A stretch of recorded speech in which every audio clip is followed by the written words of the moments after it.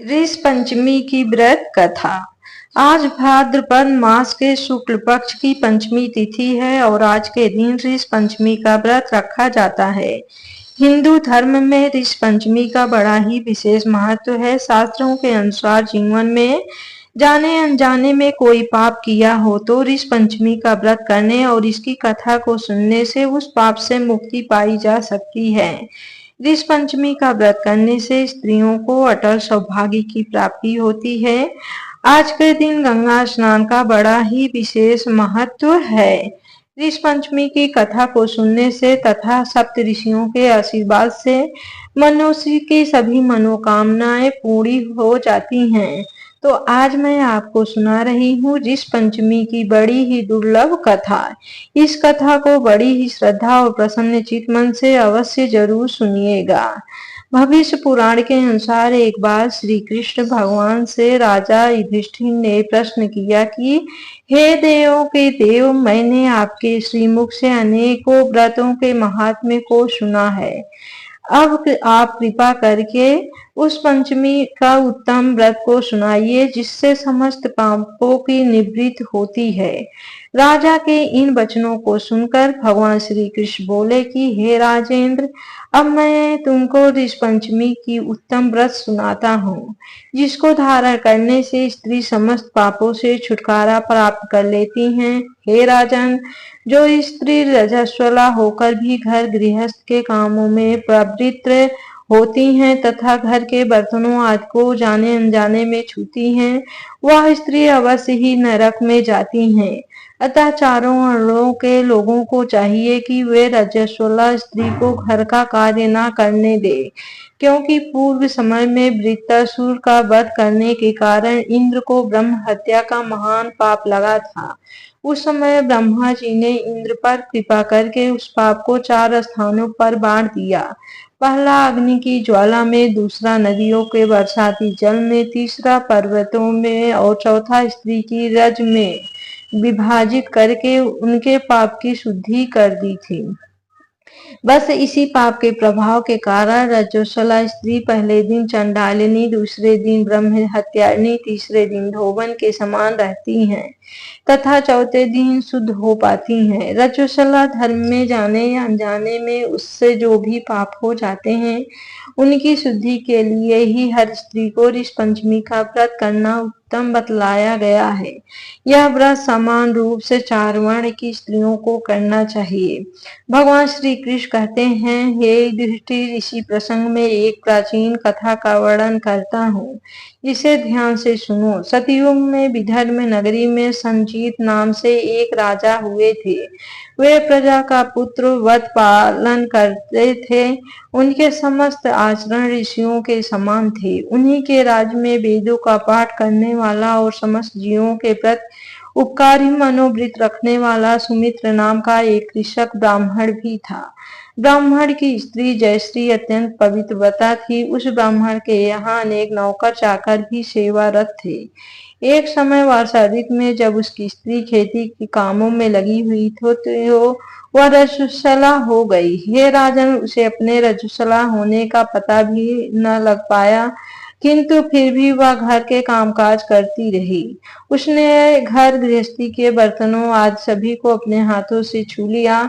कुछ समय पश्चात वे दोनों स्त्री पुरुष अपनी आयु को भोग कर मृत्यु को प्राप्त हुए। जयश्री अपने रीत रोष के कारण कुतिया और पति सुमित्र को रजस्वला स्त्री के संपर्क में आने के कारण बैर की यौन मिली, क्योंकि रीत दोष के अतिरिक्त इन दोनों का और कोई अपराध नहीं था। इसी कारण दोनों को अपने पूर्व जन्म का समस्त विवरण भी याद था। यह दोनों कुतिया और बैल के रूप में उसी नगर में अपने ही पुत्र सुचित्र के यहाँ रहने लगे। धर्मात्मा सुचित्र अपने अतिथियों का पूर्ण सत्कार किया करता था। अपने पिता के श्राद्ध के दिन उसने अपने घर ब्राह्मणों को जिमाने के लिए नाना प्रकार के भोजन बनवाए।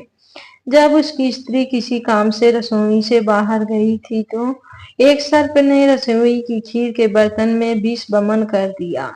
कुतिया के रूम में सुचित्र की माँ कुछ दूर से यह सब देख रही थी। पुत्र की बहू के आने पर उसने अपने पुत्र को ब्रह्म हत्या के पाप से बचाने के लिए उस बर्तन में मुख डाल दिया। सुचित्र की पत्नी चंद्रवती से कुतिया का यह कृत्य न सहा गया और उसने चूल्हे में से जलती हुई लकड़ी को निकालकर कुतिया को मारने लगी। बेचारी कुतिया मार खाकर घर में इधर उधर भागी फिरी। चौके में से जो भी जूठन इत्यादि बच जाता था वह सब सुमिचित्र की बहू उस कुतिया के सामने डाल दिया करती थी, किंतु उस दिन क्रोध के कारण उसने वह भी बाहर फेंकवा दिया और कुतिया को न दे सब खाद्य पदार्थों को फेंकवा कर साफ बर्तनों में उसने सब खाना दोबारा बनवाया तथा ब्राह्मणों को भोजन करवाया। रात्रि के समय भूख से व्याकुल होकर वह कुतिया बैल के रूप में रह रहे अपने पूर्व पति के पास आकर बोली, हे स्वामी, आज तो मैं भूख से मरी जा रही हूँ। वैसे तो मेरा पुत्र मुझे रोज खाने को कुछ देता था, लेकिन आज तो उसने मुझे कुछ नहीं दिया है। मैंने सांप के विष वाले खीर के बर्तन को अनेक ब्रह्म हत्याओं के भय से छूकर उनके न खाने योग्य कर दिया था। इसी कारण उसकी बहू ने आज मुझे बहुत मारा और आज खाने को भी नहीं दिया। तब बैल बोला कि हे भद्रे, मेरे तेरे पापों के कारण तो मैं भी इस योनि में आ पड़ा हूँ और आज बोझा ढोते ढोते मेरी कमर भी टूट रही है। आज मैं दिन भर खेत में हल से जुता रहा, मेरे पुत्र न आज मुझे भी भोजन नहीं दिया और ऊपर से मारा भी खूब है। मुझे इस प्रकार कष्ट देकर उसने मेरे इस श्राद्ध को निष्फल कर दिया है। अपने माता पिता की इन बातों को उनका पुत्र सुचित सुन रहा था। उसने उसी समय उनको भरपेट भोजन कराया और फिर उनके दुख से दुखी होकर वह प्रातःकाल वन की ओर चला गया। वन में जाकर उसने ऋषियों से पूछा कि हे ऋषियों, मेरे माता पिता किन कर्मों के कारण इस नीच योनियों को प्राप्त हुए हैं और अब किस प्रकार वे इनसे छुटकारा पा सकते हैं। उन वचनों को श्रवण कर सर्व तपा नामक ऋषि उस ब्राह्मण कुमार पर दया करके बोले कि हे पूर्व जन्म में तुम्हारी माता ने अपने उच्छृंखल स्वभाव के कारण रजस्वला होते हुए भी घर गृहस्थी की समस्त वस्तुओं को स्पर्श किया था और तुम्हारे पिता ने तुम्हारी माँ को स्पर्श किया, इसी कारण वे कुतिया और बैल की योनि को प्राप्त हुए। तुमको उनकी मुक्ति के लिए अब सप्तनिक ऋषि पंचमी का व्रत धारण करके तथा उसका फल अपने माता पिता को अर्पित करना होगा। भादव मास के शुक्ल पक्ष की जब पंचमी आवे तब मुख शुद्ध करके मध्याह्न में नदी के पवित्र जल में स्नान करना और फिर नवीन शुद्ध रेशमी वस्त्रों को धारण करके अरुंधति सहित सप्त ऋषियों का पूजन करना। सर्व तपर इसके इन वचनों को श्रवण करके सुचित्र ने अपने घर लौटकर इस पंचमी का दिन आने पर पत्नी सहित समस्त विधि विधान से इस व्रत को किया और उसके पुण्य को अपने माता पिता को अर्पित कर दिया। व्रत के प्रभाव से उसके माता पिता दोनों ही पशु योनियों से मुक्त हो गए और दिव्य बीमार पर आरूढ़ होकर स्वर्ग लोक को चले गए। हे राजन, इस व्रत को धारण करने से अनेक उत्तम और वांछित फल प्राप्त होते हैं। समस्त तीर्थ यात्राओं, समस्त व्रतों और दानों से जितने भी फल प्राप्त हो सकते हैं वे सब केवल इस पंचमी के व्रत से ही प्राप्त हो जाया करते हैं। जो स्त्री से श्रद्धा पूर्वक धारण करती है वह समस्त संसारिक सुखों को पाती है। यह व्रत समस्त ऐश्वर्य को देने वाला है और स्त्रियों के समस्त पापों को नष्ट करने वाला है। इसमें संशय नहीं है कि इस व्रत की कथा को पढ़ने तथा सुनने वाले भी समस्त पापों से छुटकारा प्राप्त कर सुखों को प्राप्त करते हैं। प्रेम से बोलिए श्री सप्त ऋषि महात्माओं की जय। अब आइए श्रवण करते हैं ऋषि पंचमी की दूसरी पौराणिक कथा। एक समय राजा सीताश्व धर्म का अर्थ जानने की इच्छा से भगवान श्री ब्रह्मा जी के समीप गए और उनके चरणों में सिर झुकाकर बोले कि हे आदिदेव, आप समस्त धर्मों के प्रवर्तक और गुण धर्मों के जानने वाले हो। आपके मुख से धर्म चर्चा श्रवण कर मन को महान शांति मिलती है। भगवान के चरण कमलों में प्रीत बढ़ती है। वैसे तो आपने सदा नाना प्रकार के व्रतों के विषय में उपदेश दिया है। अब मैं आपके मुखर बिंदु से उस श्रेष्ठ व्रत को सुनने की अभिलाषा रखता हूँ, जिसके कारण से प्राणी के समस्त जाने अनजाने में हुए पापों का नाश हो जाता है। राजा के इन वचनों को सुनकर के श्री ब्रह्मा जी ने कहा कि हे नृपश्रेष्ठ, तुम्हारा प्रश्न अति उत्तम और धर्म में प्रीति उपजाने वाला है। मैं तुमको समस्त पापों को नष्ट करने वाला वह सर्वोत्तम व्रत सुनाता हूँ। यह व्रत ऋषि पंचमी के नाम से विख्यात है। इस व्रत को ग्रहण करने वाला प्राणी अपने समस्त पापों से सरलता से छुटकारा पा लेता है और उसे नर्क नहीं जाना पड़ता। इस व्रत का एक अति पुरातन इतिहास है। उसी इतिहास को अब मैं तुम्हारे सम्मुख कहता हूँ। व्रत का इतिहास बताते हुए ब्रह्मा जी ने कहा, एक समय विदर्भ देश में उत्तक नामक ब्राह्मण अपनी पतिव्रता पर पत्नी के साथ निवास किया करता था। उस ब्राह्मण दंपत के परिवार में एक पुत्र और एक पुत्री थी। पुत्र का नाम सुविभूषण था, जो अनेक शास्त्रों का अध्ययन कर बहुत क्षीण बुद्धि वाला था। उसने अपनी अल्पायु में ही चारों वेदों का अध्ययन कर लिया था। हे राजन, उत्तक ने अपनी पत्नी के कहने से अपनी पुत्री का विवाह एक सुयोग्य ब्राह्मण कुमार के साथ कर दिया, किंतु विधि का विधान कुछ ऐसा था कि वह कन्या विवाह होने के पश्चात विधवा हो गई। अब ब्राह्मण कन्या अपने धर्म का पालन करती हुई अपने पिता के यहाँ रहने लगी। अपनी कन्या के दुख से दुखी होकर एक दिन उत्तक अपने घर को अपने पुत्र की देख रेख में छोड़कर चला गया और अपनी स्त्री और कन्या को लेकर गंगा जी के किनारे एक आश्रम बनाकर रहने लगा। वह वहां वेदों का पठन पाठन करने में व्यस्त हो गया। तब उसके पास कुछ ब्राह्मण कुमार भी वेदों को पढ़ने के लिए आ गए। कन्या अपने धर्म का पालन करती हुई अपना जीवन निर्वाह कर रही थी। वह दत्त चित्त हो माता पिता की सेवा किया करती थी। एक दिन कार्यों में से थकित हो वह एक शिला पर आराम करने के लिए लेट गई। थकान अधिक होने के कारण उसको अपने शरीर की सुध न रही। ईश्वर की लीला ऐसी हुई कि अर्धरात्रि के समय अचानक उसके शरीर में कीड़े उत्पन्न हो गए। शिष्यों ने उसे वस्त्रविहीन तथा उसके शरीर पर कीड़ों को रेंगते देखा तो उन्होंने अपनी गुरु पत्नी को जाकर यह समाचार बताया।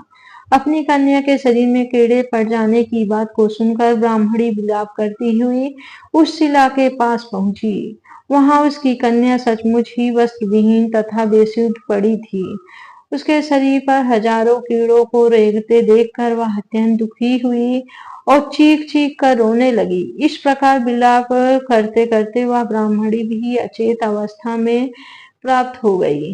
किंतु जैसे ही उसे होश आया तो उसने अपनी कन्या को गोदी में उठाया और आश्रम में अपने पति उत्तक ऋषि के सन्मुख ले जाकर रख दिया। कन्या की उस दशा को देखकर वह ब्राह्मणी अपने पद से बोली कि हे स्वामी, आप कृपा कर मुझे यह बतलाएं कि आपकी इस साध्वी कन्या की यह दुर्दशा किस दुष्कर्म के कारण हुई है। भार्या की इस बात को सुनकर के उत्तक ऋषि अपने नेत्रों को बंद करके शांत होकर हृदय में भगवान का ध्यान करने लगे। कुछ समय पश्चात उन्होंने अपनी अंतर्ज्ञान शक्ति के द्वारा कन्या के पूर्व जन्म के समस्त वृतांत को जान लिया। तब अपने नेत्र को खोलकर वे कहने लगे कि हे प्रिय, हमारी यह कन्या अपने पूर्व के 7वें जन्म में एक ब्राह्मणी थी। उस समय इसने एक ब्राह्मण रजस्वला होते हुए भी घर के घड़े आदि बर्तनों को छू लिया था। बस उसी पाप के कारण आज इसके शरीर में कीड़े उत्पन्न हो गए हैं। शास्त्रानुसार रजस्वला स्त्री पहले दिन चंडालिनी, दूसरे दिन ब्रह्म हत्यारिणी, तीसरे दिन एक धोबन और चौथे दिन वह स्नान करके के पश्चात शुद्ध हो जाती है। शुद्ध होने के बाद भी इसने अपनी सखियों के साथ इस पंचमी व्रत को होता देखकर भी उसमें रुचि नहीं ली। व्रत के उत्सव के दर्शन मात्र से तो इस जन्म में इसको उत्तम ब्राह्मण कुल प्राप्त हुआ। मुनि के इस प्रकार के वचनों को श्रवण कर उनकी पत्नी बोली कि हे स्वामी, जिस व्रत के दर्शन मात्र से ही से आपके उत्तम कुल में जन्म तो प्राप्त हुआ, परंतु जिसका तिरस्कार करने से शरीर कीड़ों से भर गया, ऐसे महान और आश्चर्यजनक व्रत को आप कृपा करके मुझे अवश्य बताएं। तब उत्तग्री से आनंदित होकर बोले कि हे भद्रे, यह व्रत समस्त व्रतों में उत्तम है। तुमने इस व्रत की जानकारी सुननी चाहिए है तो ये हर प्राणी के लिए लाभदायक होगा। इसके प्रभाव से समस्त पापों का नाश हो जाता है। इस व्रत को करने वाला निश्चय ही दैहिक, भौतिक और दैविक तीनों प्रकार के कष्टों से छुटकारा पाता है। व्रत करने वाली स्त्री अपने सौभाग्य को प्राप्त करती हैं। यह चमत्कारी व्रत भाद्रपद मास के शुक्ल पक्ष की पंचमी के दिन होता है।